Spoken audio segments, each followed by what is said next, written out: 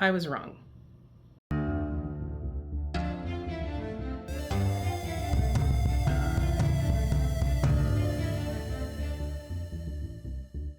I have been a fan of the Wicked books, the Wicked years, since I was in my early 20s.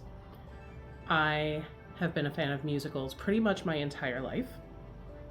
But because I loved the books so much, I was always hesitant to see the musical because I knew how much they changed. I was hesitant to see this movie because of all the marketing they've done. And usually when I see something that has that kind of huge amount of marketing, it almost seems like they're doing it out of desperation, like they don't really believe in the product.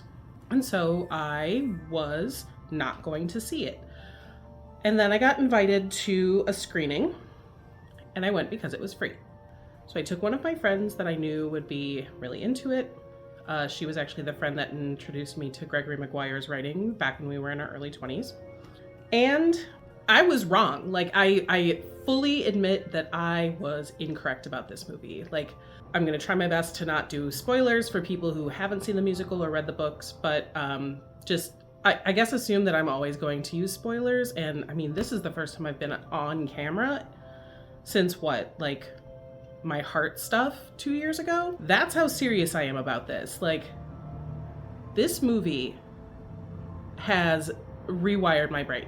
It's beautiful, it's uplifting, it's heartbreaking, I was wrong about Ariana Grande. I had a different casting in mind. If it was going to be anybody, I thought it would be like a Dove Cameron type. But there was a point in the movie where she ceased to be Ariana Grande and was Galinda. Cynthia Erivo is, I am like so in love with her as Elphaba. Like, between her just as a human being and her as the character, she is effervescent. She shines.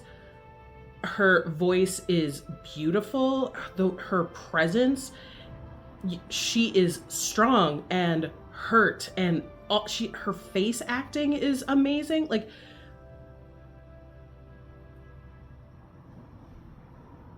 I don't know what to say outside of I was wrong. Like, I have been counting down the days until I can see it again. And it has been a long time since I went to a screening where I feel that way. And I go to a lot of screenings every year.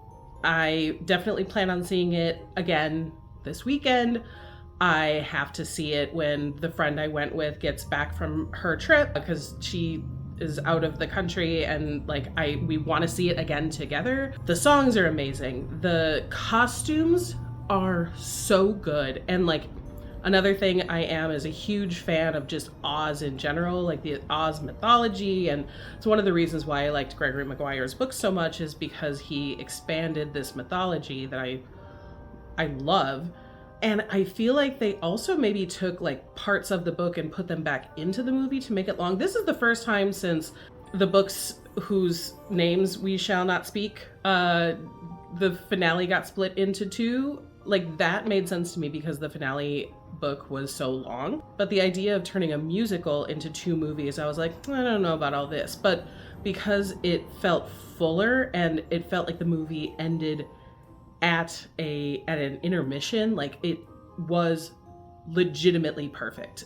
I hate that I have to wait an entire year to see the second half. I hate that I can't have that instant gratification, but I'm so excited to be able to see other people kind of discovering this same shocked feeling of, oh my God, I did not expect this literally at all.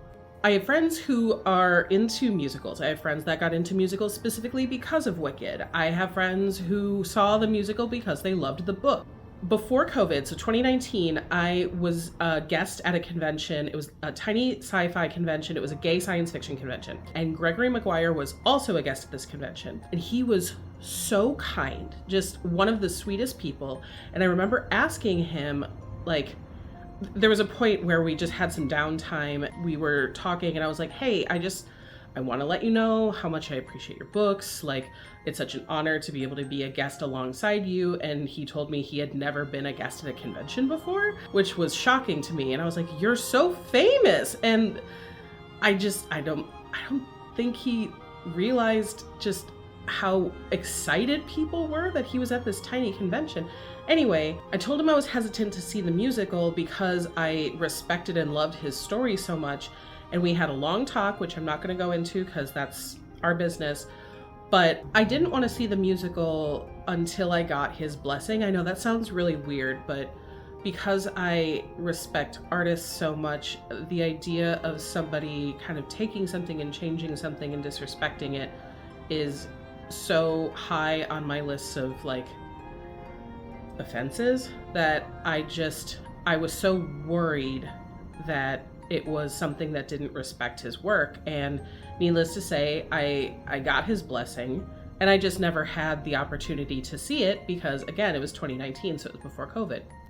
And when I saw a post of his on social media that he got to go to the premiere and everything, I was like, this is the flowers you deserve. Like, you created this beautiful story, and the musical wouldn't exist without this story. And I know I should be talking about costumes because this is a costume channel, but I need you guys to do me a favor. And if you have seen the musical and you've never read the book, please go read the book. Read all the books. They're phenomenal.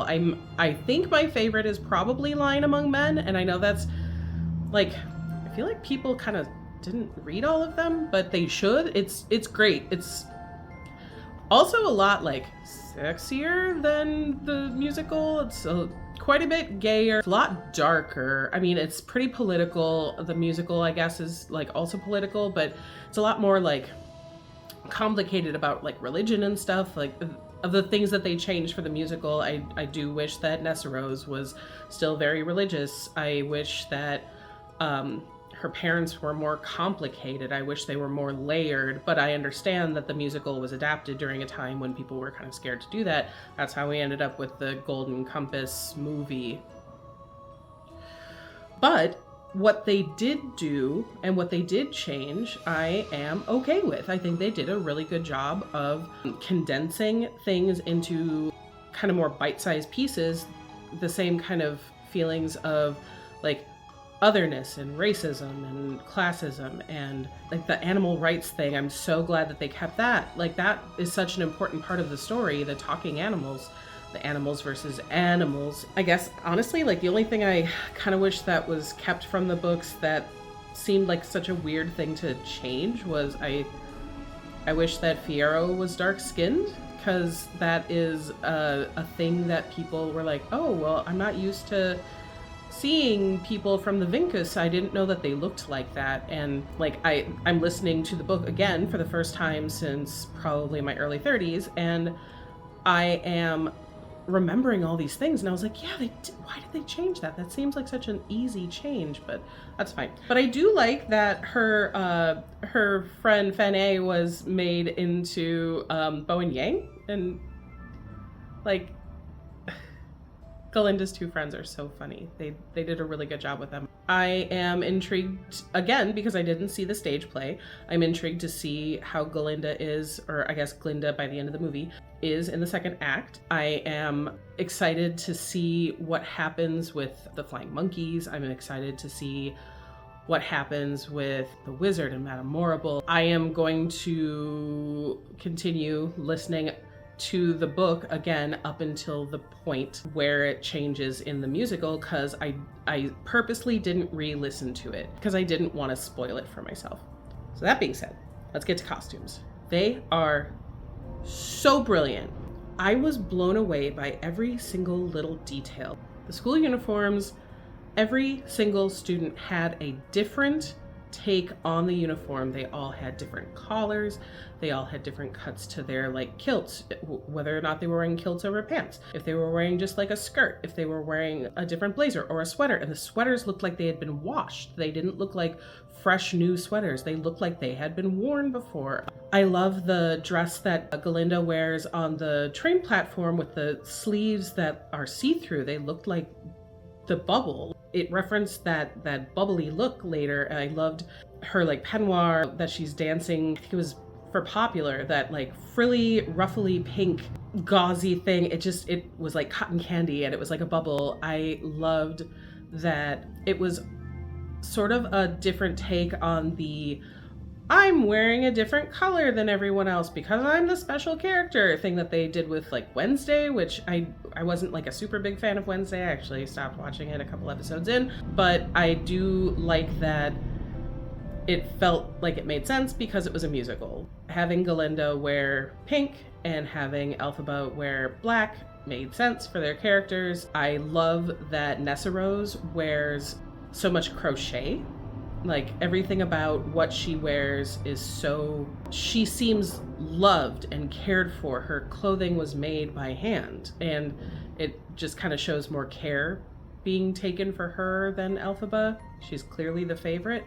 Bach was fine. I mean, he looked fine. I thought it was interesting what they did for the look of the Munchkinlanders. Jeff Goldblum was just Jeff Goldblum, and he was perfect for playing a kind of snake oil salesman, big top type liar guy. He did a great job. The costumes that they put Michelle Yeoh in were so beautiful. Some of them reminded me a lot of Mombi, who, not in like the darkness, but with the design, the like swirls and kind of patterns and textures and stuff.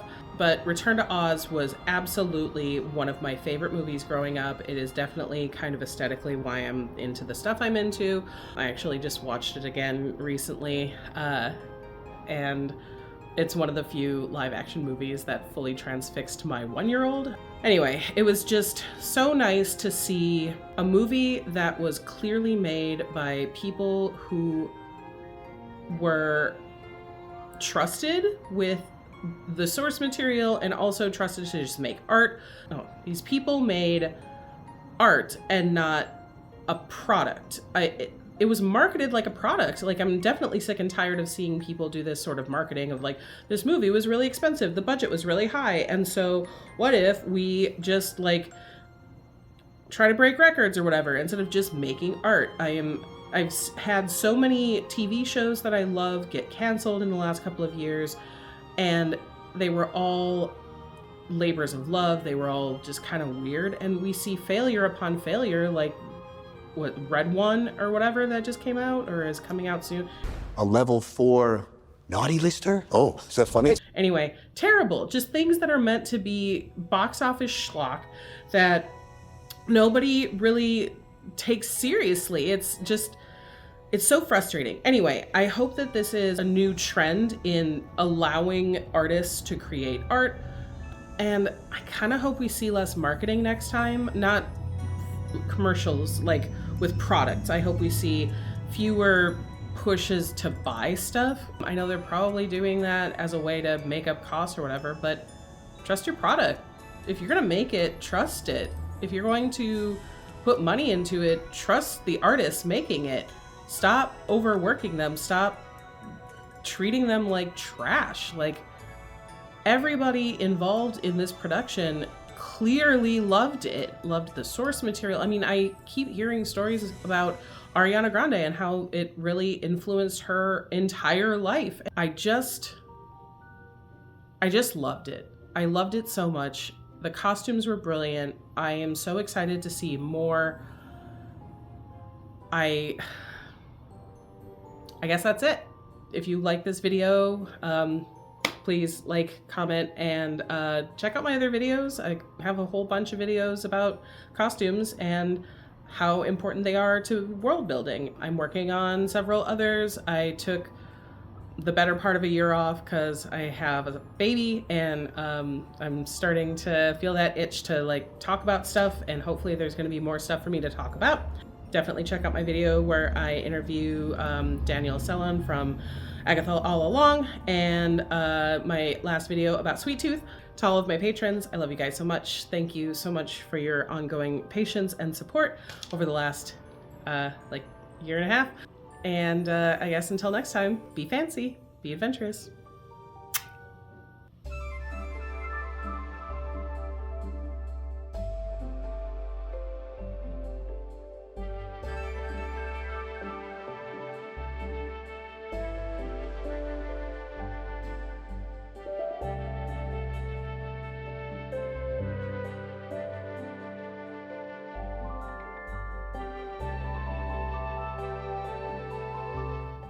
I spent an hour and a half doing my makeup and getting dressed and making a hat so that I could talk about this with my full face.